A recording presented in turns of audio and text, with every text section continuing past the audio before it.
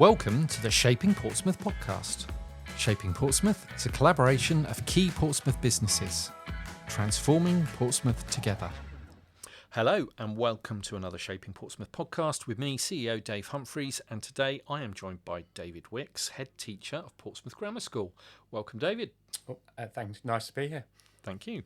Most people will have heard of Portsmouth Grammar School and be familiar with it.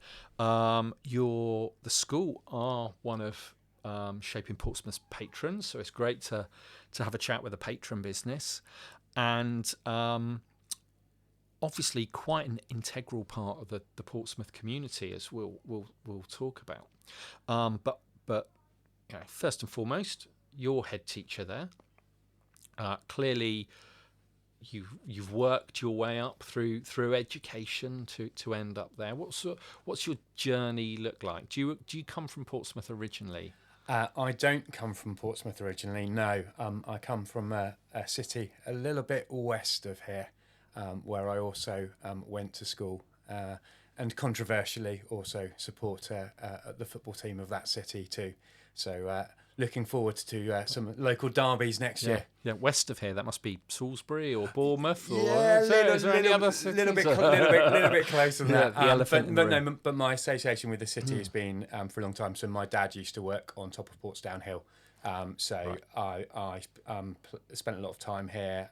He played cricket for Portsmouth Civil Service Cricket Club, which was based in Hilsea. So I learnt my cricket there. So I've had a connection with the city for a long time, and I've got lots of really good memories, and particularly coming to Navy days in Portsmouth Naval Dockyard. I used to love getting the ferry across from Gosport and spending time on the Royal Navy ships, taking home the little cards.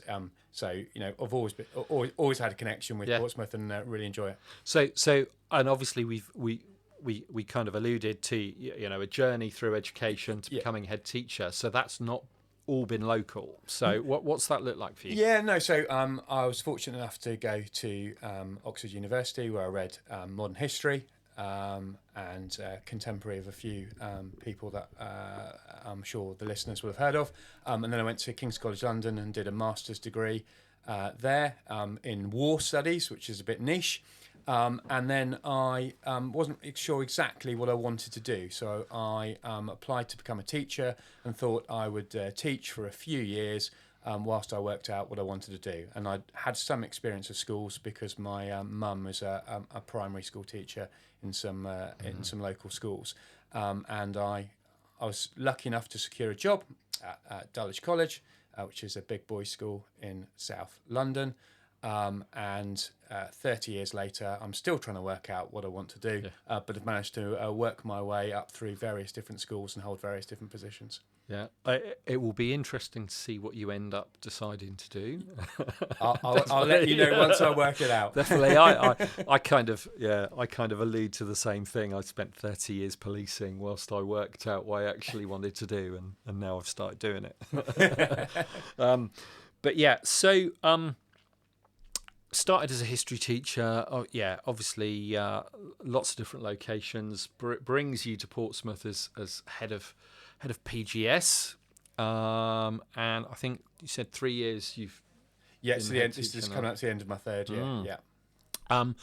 But clearly, school has a history that goes back long before your 3 years. So I think I worked out 1732, founded by, was it Dr. William Smith? Dr. William Smith, that's right. Smith. Yeah, absolutely. So is there a story around why you decided to found a grammar school in the city? Or absolutely. So he was the doctor of the garrison, and he looked around and he didn't think that there was a good school. So he said, for want of a good school, he would found a school, and he founded a school which was for the education of local children. So right at the very outset, it's all about educating local children in Portsmouth. That's something that we are really proud of and carry on to this day. And of course, if you walk into the site, you can't help but notice the history of the whole place. Not least of all, through walking through the arch to get into it before you get into the quadrangle. Yeah. So it's probably fairly obvious that the military connection with the buildings when you walk in. So prior to 1732, and in fact probably I guess for some time after that, there would have been some overlap. It was military. No, that's right. I mean, I think the original school was in Penny Street. Was a small building, because you're talking about a time when a school was educating only around 20 children, which is not what we're doing today. Obviously, we've got over 1,000. But the in the 19th century, the school took on the buildings, which is the old grammar school, which you'll see off the roundabout opposite the Ravelin Centre. And then a bit later on in the 19th century, the school took on the barracks, because the school was obviously set in barracks, and the first of all took on the buildings on the High Street, where you come through the arch into the quad, and in the 1990s it took on the buildings which are called the Cambridge Barracks, which are the buildings further towards Southsea, and then various different building works has taken place. We extend a bit further towards where St Jude's is, and we've got a sports centre there, and we've got our theatre, and we've got our dining hall there.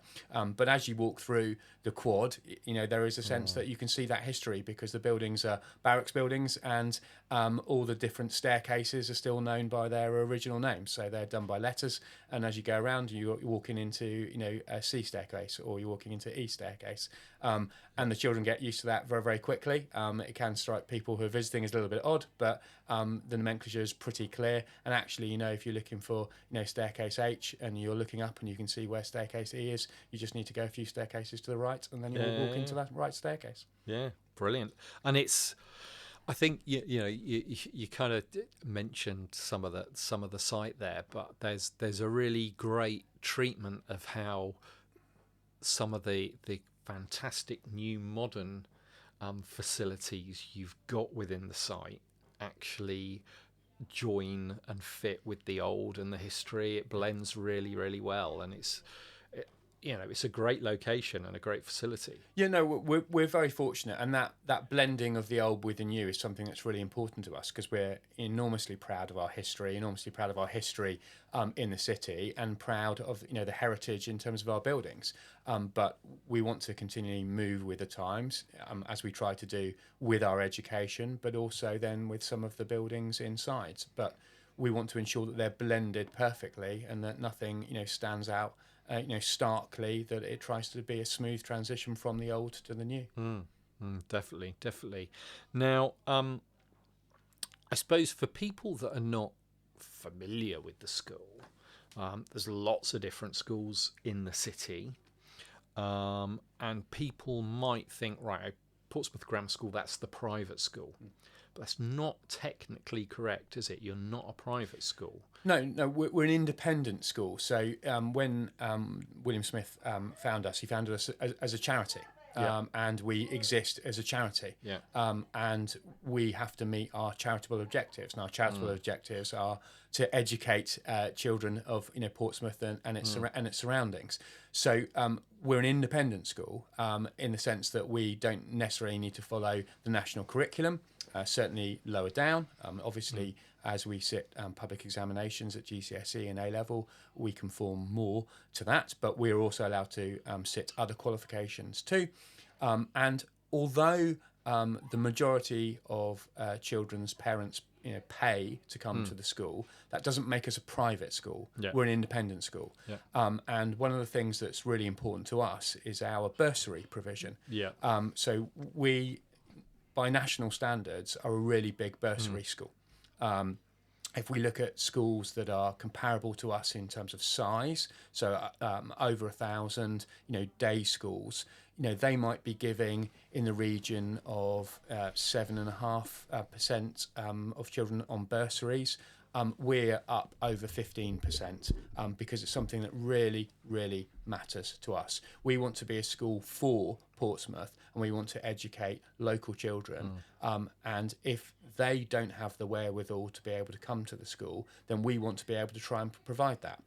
Now, the frustration for me is that we don't have enough funds to do that for every child that applies to us. So despite the fact that we have 15% of our children on bursaries, despite the fact that we raise money every single year for bursaries, we are known nationally for the amount of money that we raise for bursaries. We still have more people applying to us than we can satisfy in terms of the funds available to us. And so my quest, and it's something that I've, one of the reasons that attracted me to Portsmouth Grammar School in the first place, but one of the things that motivates me every day is how I can go out and raise more funds so that as many children as possible can come through the arch and be educated at the school. And that's quite important, really, because the obviously the catchment area of the school, because of the type of school you are, the reputation you have, is quite big. There are a lot of people that travel into the city from quite some distance to be able to attend the school. But the bursaries element is where that real local focus is, isn't it? That's where the as you kind of said, the local children that have the talent but not the means get the opportunity. That's it. So 50% of our children come from the island, and they come from all over Portsmouth. And some of them will come from more affluent backgrounds, but some of them won't. We delight in the fact that we can educate them. We delight in the fact that we can lift their horizons to where they're looking. They are phenomenally able young men and women. And one of the things that we can do is just open their eyes to just how capable they are and what they can go on to achieve, and the type of universities or the type of high level apprenticeships that they can go on to achieve. So really aiming high and facilitating that for them, and it's just a joy to see them go on and achieve. And that achievement looks different for different children. We're not the kind of place which molds people to be exactly the same. We delight in the fact that children are individuals. And we want to help them on their own individual journey. And for some, that will look like reading law at Oxford University. For others, it will be going to a Russell Group University. And for others, it might be becoming an apprentice lawyer at a local firm.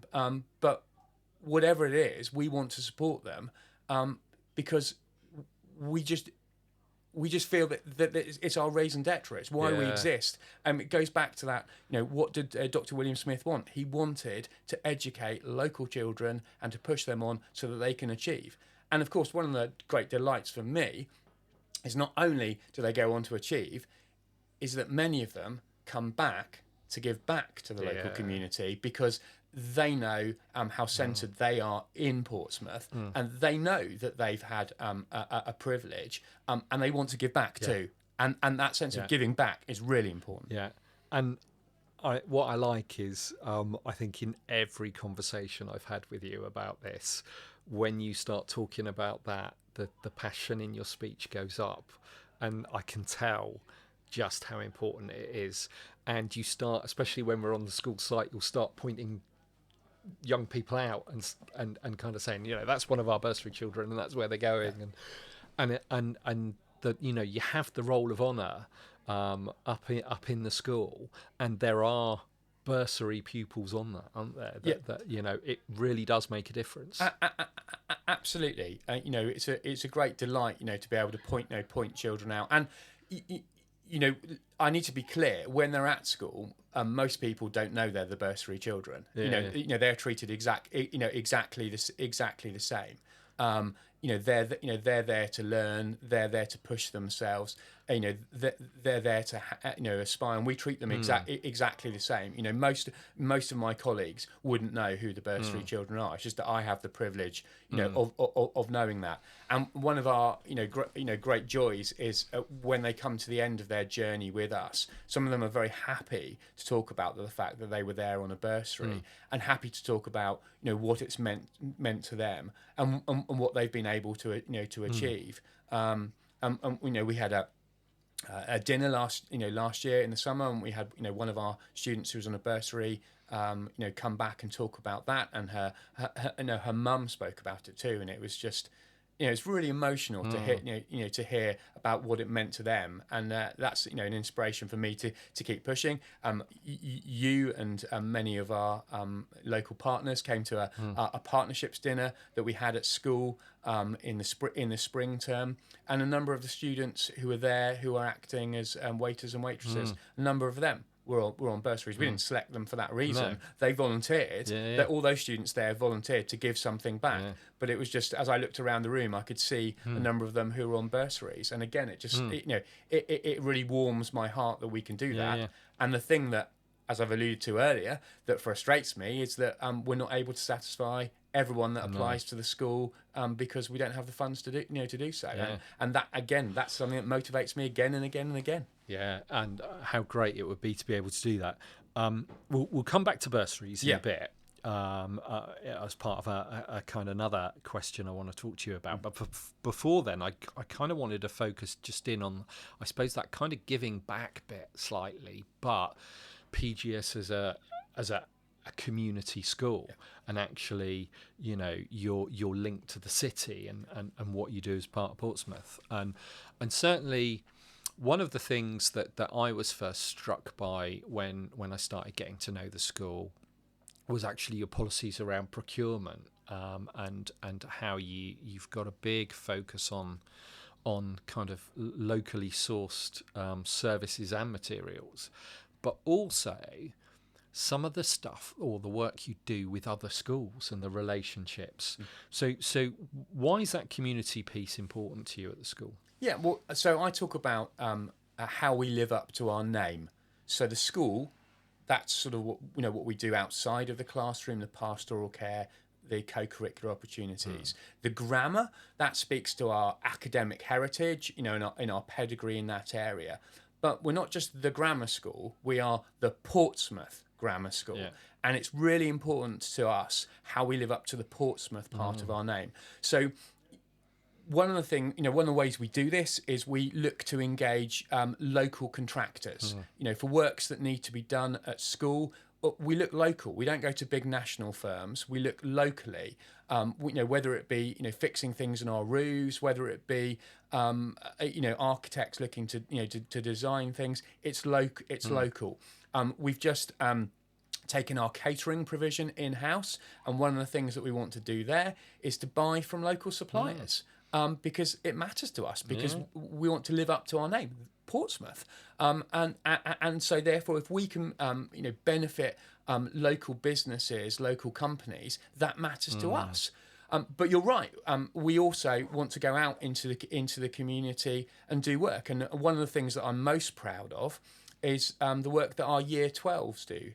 So on Monday afternoons, we have something called Community Action Workplace. And as part of being in the sixth form at Portsmouth Grammar School, they have to go out and work in the local community. And that might be working with a charity, it might be working with a local organisation, or it might be working with a local school.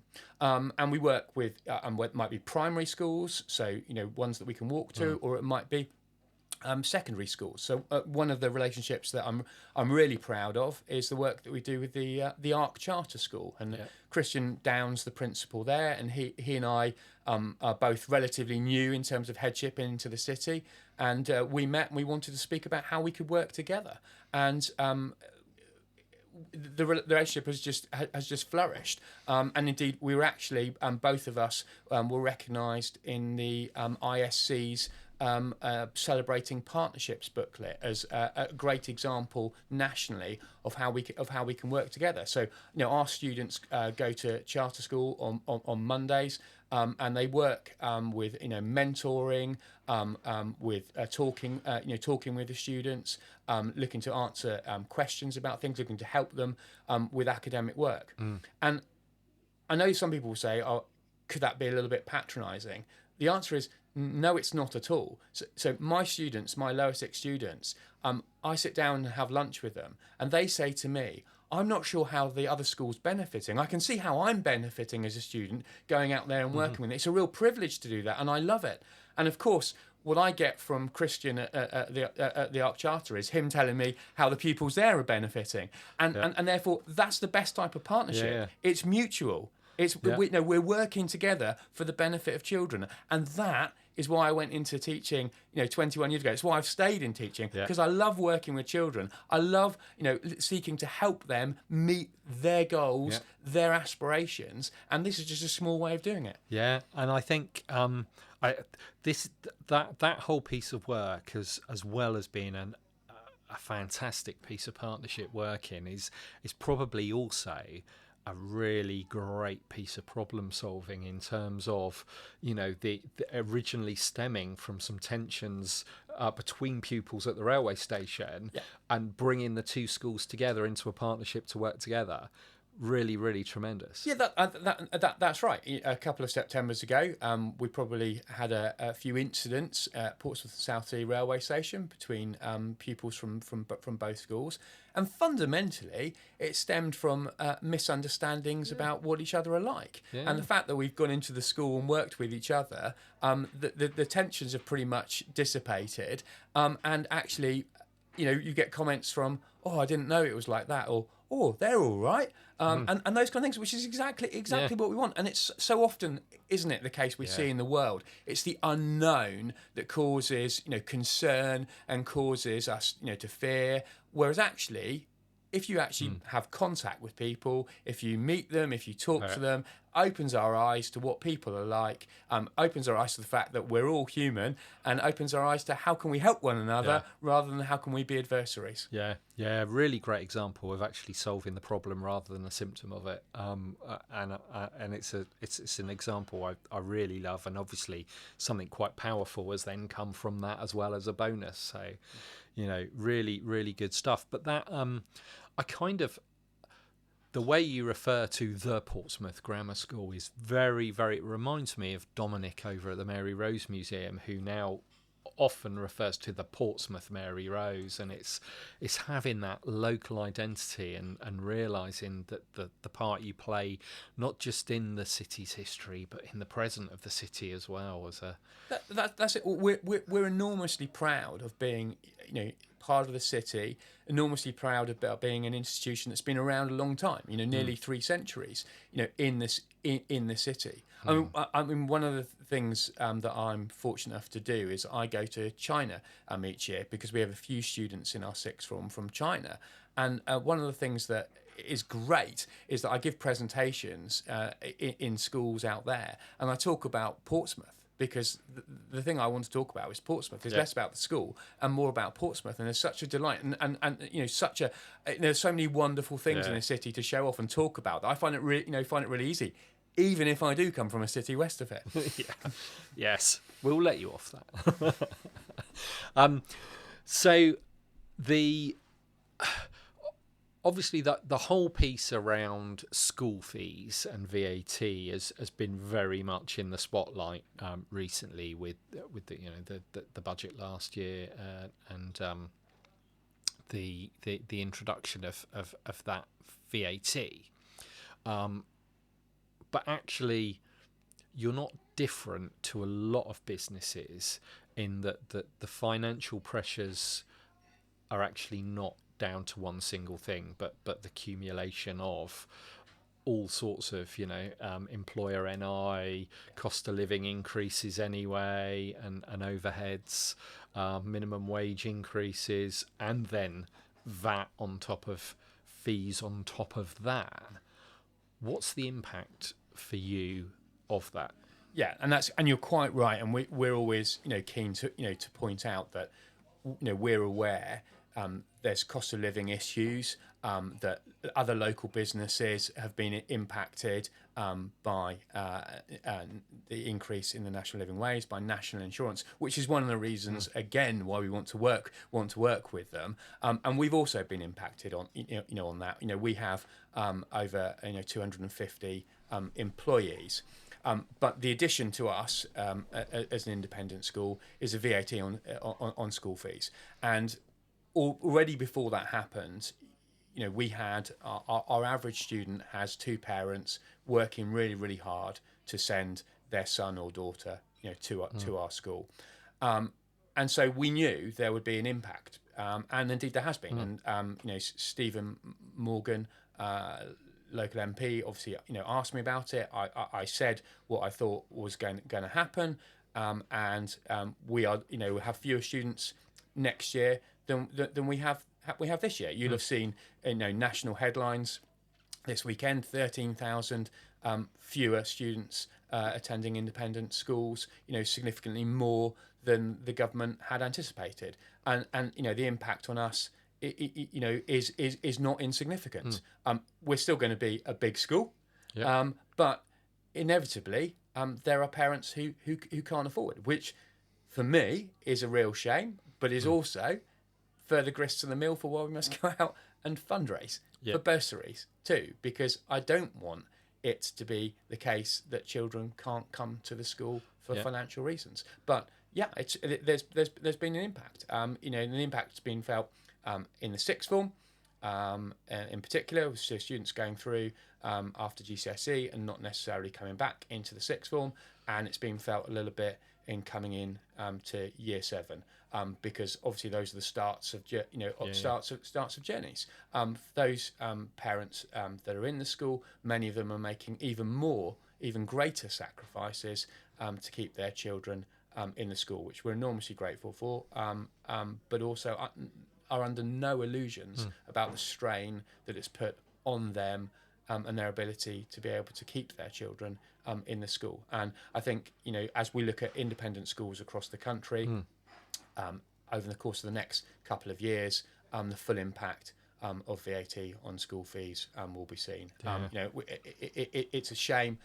We will see some schools around the country close. That won't be Portsmouth Grammar School, but we will see some close, and that and that's a shame in my opinion, because I think we're about education and education children. And if people want to say, let's raise the standards of state education in this country, I have not met anybody who works in an independent school who doesn't agree passionately with that.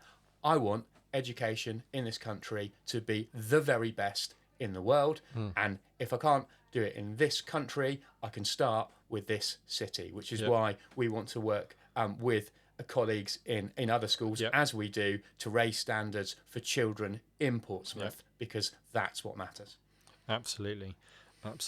And I suppose it's easy to get focused on a debate around government policy and whether applying VAT to those fees is short-sighted or not, and obviously the numbers that you're talking about in terms of pupils now not coming into independent schools, those pupils now need to be state funded somewhere else, so there's still a cost to it. It's not that straightforward, but I think the bursaries piece is kind of where it does raise, especially locally, some alarm bells around. I think you mentioned earlier about 18% of pupils on. Yes, we're just under that. Yeah. We were looking to keep going and increasing our bursary number, but because of the current financial constraints, we're having to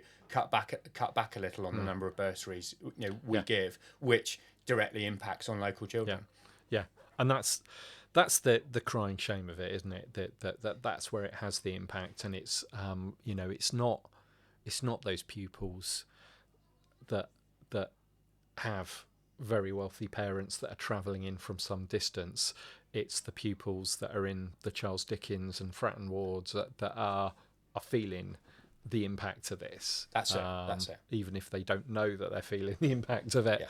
But that's where it kind of lands home. Now, I know one thing that we'd previously spoken about is the concept of businesses, if they wanted to, actually sponsoring a bursary, and that could be done from a year 7 or through the sixth form. That's I mean, something that it just appeals to me, and particularly the sixth form ones, students coming. We have a number of students that come to us from local state schools that come to us, for the sixth form, and we love having them. In fact, one of them has just been made head of school. Only been with us for just over 2.5 terms, but has made such a good impression. And I'm so thrilled for her that she's been made a head of school. Really deserving candidate. But it just occurred to me that we, in that spirit of partnership, we at Portsmouth Grammar School could partner with local business. We have great businesses in this city, and we could work together to sponsor a child through bursaries, and also if it's a particular area, if it's an area like engineering, an engineering firm, we could give that bursary to a particular student that has a particular desire to become an engineer, and that partnership could continue onwards with an opportunity to do work experience and so on, and that way we in Portsmouth are working together to educate young people, to push them on, to help them achieve their aspirations, to drive them on to university or to an apprenticeship. But that immediate connection with a local company, I think, would be great, not only for opening their eyes, but also the likelihood that they go away and come back and continue to give to the city. Because, as I said, I've said earlier on, our bursary students know that they're privileged and they want to give back. And they give back at school, but they want to give back in other ways too. And they're proud that they come from the city, and they would like to give back to the city. And this is a vehicle to do that. And the beauty of this as a concept is that as a business, you could pay for a bursary pupil. You could do it through their whole education from year 7, or just focus in on those sixth form years. That choice is entirely down to you. But the great bit is you can have the relationship with that pupil. It's not just faceless money. There's actually a person at the end of this that you're not just making a difference to, you're changing their life. And that could also involve a mentor relationship, connecting them to your business, and actually bring a whole load more value to your business by doing it. I know it's something that we will talk to the Shaping Portsmouth partners about a lot more, because we're going to host our partner networking event at the school, and up in the senior common room, lovely rooms that you've got upstairs, up above where the arch is, isn't it? Almost directly above the arch. Yeah, that's it, because that building is the office, was the old officers' quarters. So it's a nice room that overlooks the arch. And we're really looking forward to having you there. I should say, Dave, I was going to say, I was going to name check somebody. We have somebody called Brian Wilkie, who is a local boy, made good. He went to I think it was called Northern Parade, but it's now called Mayfield, and he sponsors 2 students to come into our sixth form, and so they're called the Wilkie Scholars. The scholarship is actually what we would call a bursary, but they're called the Wilkie Scholars, and that sense of relationship, that's what he craves. So each year we host a dinner for not only the current scholars, but also those people that have gone through the school and are now at university or beyond, and they all come back, and you have older students mentoring younger students, but it's all made possible because of the beneficence of Brian, and we're enormously grateful for that. And he's really passionate about it. And I know, I've spoken to him a few times about him, speaking to other people in the city about how we can do this, how we can use this model, because it's such a good model. And he involves himself in their education, not on a day-to-day basis, because that's not his job, and he knows he's not an expert. But a couple of times a year he comes back and he meets the scholars, and he loves that interaction. And as I said, the scholars, they are fully aware of the contribution that he has made to their education, and they're enormously grateful. So they love that interaction too. But I, as typical as a schoolmaster, I love the fact that you've got older students who are in their early to mid 20s now, giving advice to 16, 17-year-olds, and that advice is really pertinent and is probably much more useful than the advice that I can give as a 50-year-old headmaster. Yeah, no, definitely, and it's it is a really great example of that difference that you can make to individuals, but that's not our only reason for bringing the partners our partner event into the school. Also, and something people may not realise, the school is actually quite a fabulous event space, and there's a whole range of different options and different things you can do, from full auditorium to some quite big open spaces that can be set up cabaret style with catering, to the marquee now up at the playing fields, and obviously what we're using, the common room. So you've got a whole range of different things, and people might not realise that it is possible to hire bits of the school as event spaces. No, absolutely. We're more than happy to do that, and we're particularly happy to do it to people from the local area. So Hillsea, you mentioned our playing field, so we put a marquee up there which is available for hire.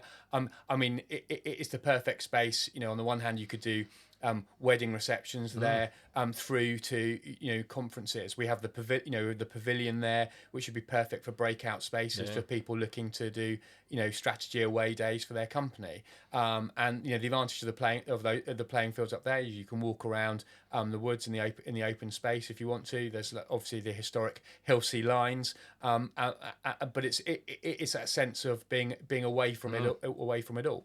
And then there's, as you say, the main school building in the heart of the city, where we've got a couple of different auditoriums, dining hall. We've got the common room, as you mentioned, and a few other spaces as well. Now, some local people have booked the spaces out. We have church meets there in one of the spaces every Sunday. But we're always happy to do more. Sometimes that's with our partner schools. I mentioned Arc Charter; they're coming in to use the school for a day in July, which we're really happy to facilitate. And we were delighted as well to be hosting the event with you. It goes back to that. We are the Portsmouth Grammar School. We're for Portsmouth. People, I know it looks foreboding because we're a barracks building, but come through that archway and you'll find a really friendly place with people who are committed to the local community. And it's funny because I was just going to allude to the Portsmouth Mary Rose again, and the fact people didn't realise until Dominic started running some events there that you can use that as an event space, and it is somewhere different. It's there's some really great modern facilities, and there's some really nice historic facilities that are great places to visit. And I'm fairly sure that we've also just booked up for one of our 2026 Portsmouth Business Leaders Forums. Great. In half term at the school as well. Great. So again, bringing more business leaders in to see the site, which I'm really looking forward to. There's loads more we could talk about. We haven't even got onto rugby, which is probably a whole separate podcast in itself there, and stuff. But so much going on. Really like the whole community feel from the school and the stuff that you're doing to be the Portsmouth Grammar School and put that emphasis on your community. But as you know, always like to finish the podcast with a recommendation somewhere in the city to go or something to do. What would be your Portsmouth recommendation? My Portsmouth recommendation, without doubt, would be Baffled Coffee on Spice Island. I start my day there most mornings with a great coffee and a croissant. Really good coffee, really good service. Like the people, thoroughly recommend Baffled Coffee. great little place down on the point there. I suppose that it's probably a bit of a risk saying, shall we controversially ask for a Southampton recommendation as well? Because there's a danger you might come up with St Mary's, which I just couldn't live with. Well, St Mary's has not been a recommendation this season. I can tell you that. I can give you Stiletto Bistro is a great Italian. For those people, if you venture across and are going to the Mayflower, it's a lovely little Italian place just opposite the Mayflower Theatre. Really recommend that. In that row directly opposite. In the road direct opposite. I'll watch out for that one next time I'm at the theatre. Not that I do venture to Southampton, but just in case. Occasionally when you hold your nose. Absolutely. No. We look forward to the football rivalry again next season, definitely. But no, thank you very much for coming in, David. Best of luck with the future and all you have to contend with and the financial pressures. But hopefully, you'll find a way of keeping that bursary provision alive and really adding value to our community. We remain passionate about bursaries. We will continue to do all we can. But thank you very much for the opportunity, Dave, to come in here and speak with you. Brilliant. Thank you. This podcast was brought to you by Shaping Portsmouth, working to make Portsmouth the #1 UK city in which to invest, live, learn, work and visit. To find out more, please visit shapingportsmouth.co.uk. This podcast was supported by Spark Community Space and Portsmouth Community Lottery.